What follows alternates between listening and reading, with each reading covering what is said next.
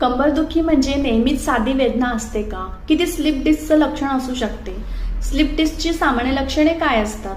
कमरेत तीव्र किंवा सतत दुखणे, वेदना नितंबातून पायापर्यंत जाणे, पायात मुंग्या येणे किंवा बधीरपणा जाणवणे, पायात कमजोरी किंवा चालताना त्रास होणे, बसताना, उभं राहताना किंवा शिंकताना वेदना वाढणे.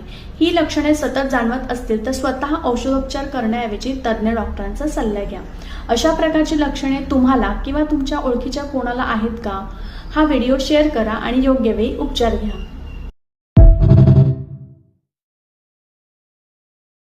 कंबरदुखी म्हणजे नेहमीच साधी वेदना असते का? की ती स्लिप डिस्कचं लक्षण असू शकते? स्लिप डिस्कची सामान्य लक्षणे काय असतात?